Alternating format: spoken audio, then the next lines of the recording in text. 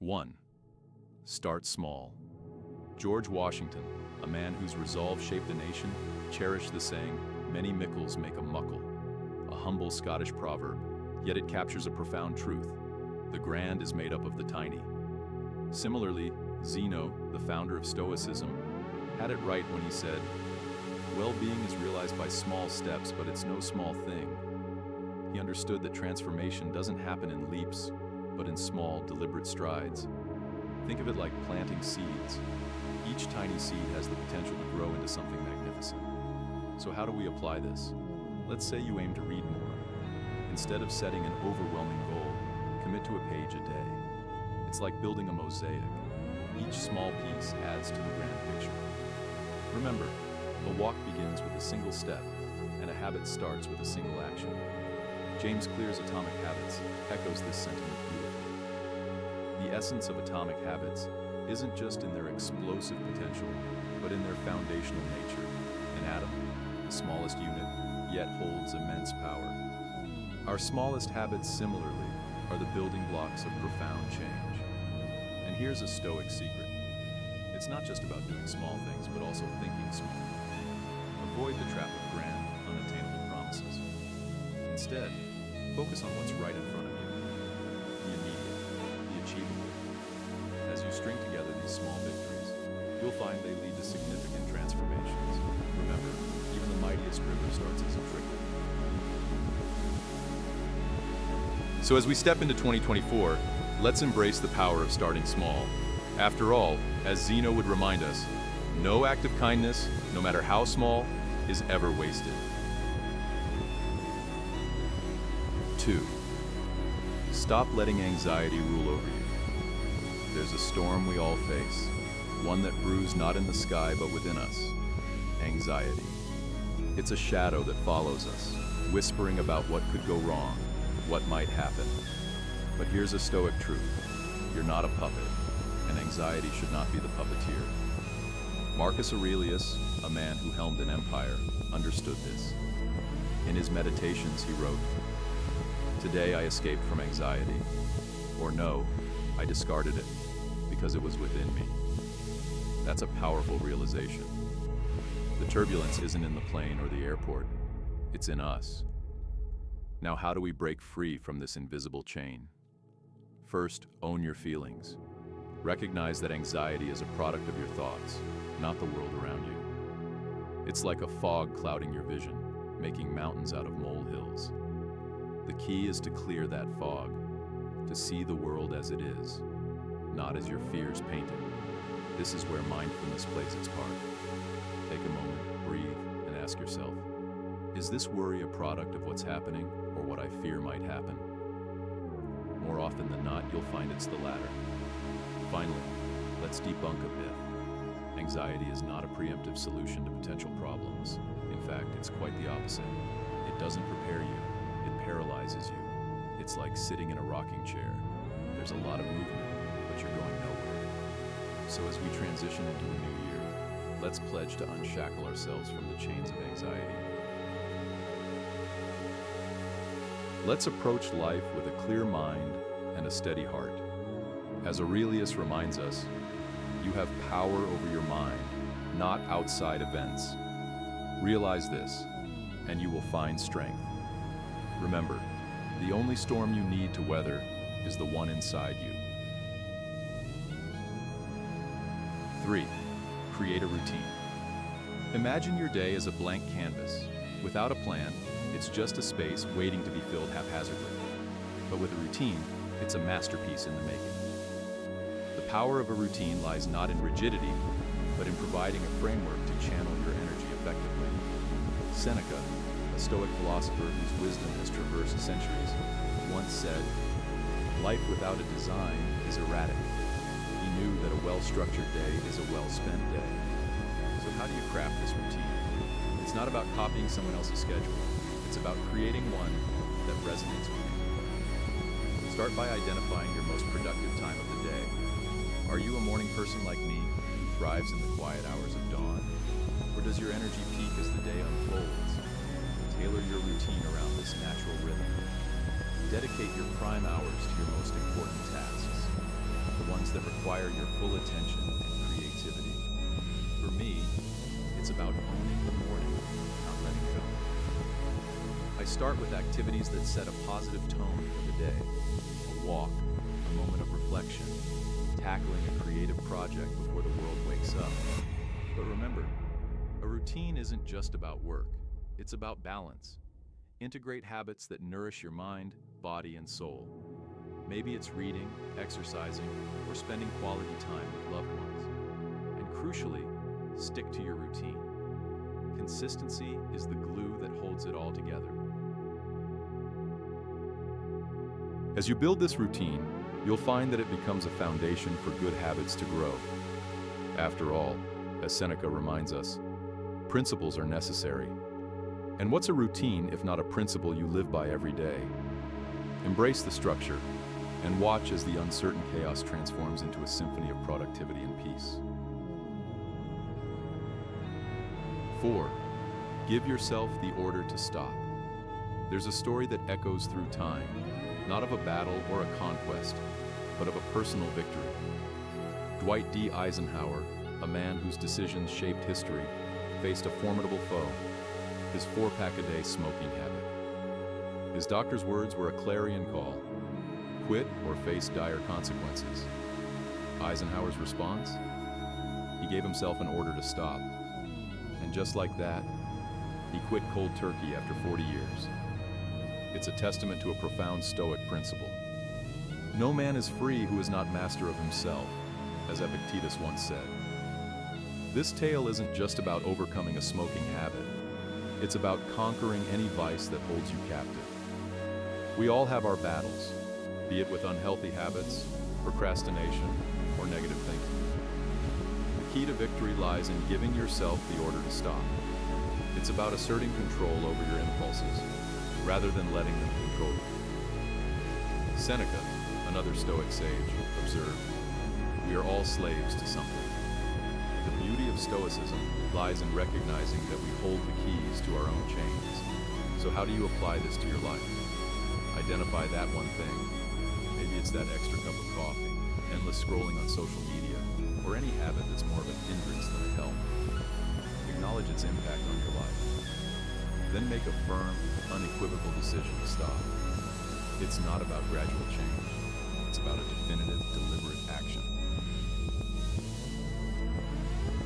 When you give yourself the order to stop, you're not just breaking a habit, you're reclaiming your freedom. And as you step into 2024, carry this empowering message. You are the commander of your destiny. And the first command is to master yourself. 5. Free up. Precious resource is time. The most valuable resource we have is often squandered on trivialities. We claim to be starved of time, yet a glance at our screen time reveals the truth. It's not about having more time, it's about using the time we have wisely. Stoicism teaches us to focus on what's essential. Epictetus, a philosopher known for his practical wisdom, said, "If you wish to improve, be willing to appear clueless or stupid about some things." This is about making a conscious choice to not get sucked into the vortex of non-essentials, be it doom scrolling, excessive news consumption, or other digital distractions. The strategy here is twofold: awareness and action. First, become acutely aware of where your time goes. Track your activities for a day or a week. You'll likely be surprised at how much time is spent on activities that add little value to your life. This awareness is the first step toward change. Next, take decisive action.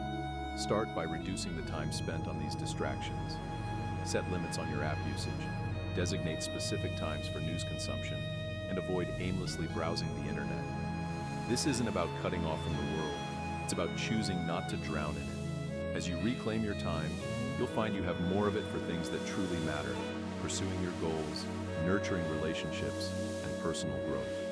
This habit isn't just about time management, it's about life management. It's about ensuring that the precious hours of your day are spent on pursuits that enrich your life, not deplete it. As we transition into 2024, Let's remind ourselves of Epictetus's words and focus our energy and time on what truly contributes to our well-being and growth. Remember, every minute spent on something meaningless is a minute taken away from something meaningful. 6. Do something difficult. At the dawn of each new year, Seneca, a Stoic heavyweight, didn't just make resolutions, he made a statement. He plunged into the icy waters of the Tiber River. It wasn't for a swim. It was a declaration of mastery over himself. He was saying loud and clear, "I'm in charge." This act wasn't about the chill of the water. It was about the fire it kindled within. A fire of self-assertion and resilience. It's a vivid reminder that sometimes doing something difficult can be the most empowering act. So how do we bring this Stoic lesson into our lives?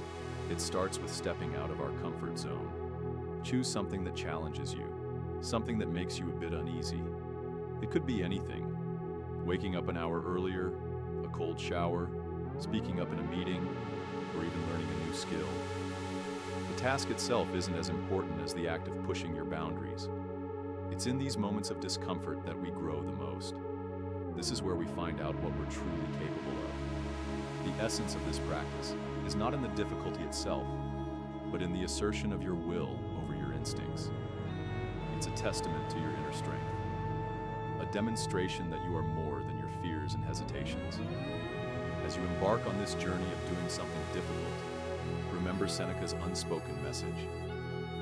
I control my actions, my reactions, and my mind. Let 2024 be the year where you embrace challenge, where you prove to yourself that you can do hard things. After all, in the face of challenge, we don't just survive, we thrive. 7. Associate with people who make you better. The company we keep molds us more than we often realize. It's like walking through a forest. The paths you choose determine where you end up. This idea isn't new. Stoics understood the power of association. Seneca, through his letters, demonstrated the value of surrounding oneself with people who inspire growth and wisdom. He once wrote, "Associate with those who will make a better man of you." This isn't just about choosing friends. It's about choosing influences that shape your character and your life. So how do you apply this in today's world? Start by taking a close look at your circle. Who are the people who spend the most time with you? Do they embody the qualities you admire and inspire you? It's not about finding perfect people. It's about finding those who challenge you, support your growth, and share your values. It's like planting yourself in fertile soil and the environment is conducive to growth. Remember, if you dwell with those who learn, you'll learn from them too. And this isn't just about avoiding negative influences. It's also about actively seeking positive ones. Create your own Stoic circle, be it a book club, a discussion group, or just a set of friends committed to personal growth. Engage in activities that enrich your mind and soul. Discuss ideas, debate philosophically, and challenge each other. As Seneca said, we learn as we teach. By surrounding yourself with people who push you to be better, you'll find that you don't just rise to the occasion, you rise above it. Let 2024 be the year you cultivate your garden of influences, ensuring that every person in it adds value to your life's journey. 8. Stop fearing change. Embracing change is like learning to ride the waves. Resist and you'll be toppled over, but adapt and you'll be carried forward. Marcus Aurelius, in his reflective meditations, mused on the nature of change. He understood that life's rhythm is a constant ebb and flow of transformation. By fearing change, we close ourselves off to the myriad possibilities and opportunities that come with it. It's not just about accepting change. It's about welcoming it with open arms. To incorporate this into your life, start by shifting your perspective. View change not as a threat, but as an inevitable and exciting part of life. It's a chance for growth, learning, and new experiences. This year, challenge yourself to step out of your comfort zone. Try something new, be it a hobby, a career move, or even a new way of thinking. It's in these moments of uncertainty and novelty that we often find our most profound growth and satisfaction. Moreover, develop a mindset of adaptability. Like a tree that bends in the wind but doesn't break, learn to be flexible in the face of change. Adaptability doesn't mean being passive. It's about actively finding ways to thrive in new circumstances. As you navigate the changing landscapes of life, remember the words of Marcus Aurelius. The universe is change. Our life is what our thoughts make it. Let 2024 be the year where you ride the waves of change with skill and grace, turning every new challenge into an opportunity for growth and self-discovery. 9. Say no to the inessential. In a world brimming with choices and distractions, the art of saying no becomes a superpower. Marcus Aurelius, a man who juggled the complexities of ruling an empire, recognized the power in discernment. He wisely noted that much of what we do isn't essential. By saying no to the inessential, we don't just free up time, we amplify our ability to focus on what truly matters. It's about making room for the essential by clearing out the clutter. To adopt this in your life, start by evaluating your commitments. Are they aligning with your values and goals? It's easy to get caught up in the whirlwind of busy work that in reality contributes little to our overall purpose. Practice the art of saying no to these distractions. This doesn't mean becoming aloof or unhelpful. It's about setting boundaries that enable you to dedicate your energy to pursuits that are genuinely meaningful. Remember, every time you say yes to something insignificant, you're indirectly saying no to something important. Flip this equation. Make your yeses count. Give an emphatic, wholehearted yes to activities that enrich your life, whether it's personal development, relationships, or your passions. This selective yes is not just a response. It's a commitment to excellence in what truly matters. As you move into the new year, let your yes be reserved for what brings you closer to the person you aspire to be. Echoing Aurelius's wisdom, ask yourself at every moment, is this necessary? Allow 2024 to be the year where you refine the delicate and impactful skill of declining the non-essential, thereby charting a path towards a life rich in focus, purpose, and deep satisfaction. 10. Come back to rhythm. Embracing our humanity includes accepting our imperfections and missteps. Marcus Aurelius, a leader who navigated the complexities of life and empire, knew well the inevitability of faltering. He once reflected on the importance of not just getting up when we fall, but also recognizing the beauty in our humanity that allows us to do so. It's a call to understand that stumbling is part of our journey, not a deviation from it. In practical terms, this means adopting a mindset of resilience and forgiveness. When you slip up on your diet, miss a workout, or falter in your resolutions, don't view it as a failure. Instead, see it as an integral part of the process of growth. The key isn't how you respond to these setbacks. Do you berate yourself, or do you acknowledge the slip and gently steer yourself back on track? Embrace the latter approach. It's about creating a habit of self-compassion and persistence. Each time you return to your path, you reinforce the habit of resilience. Celebrate your capacity to return to your rhythm, no matter how many times you might lose it.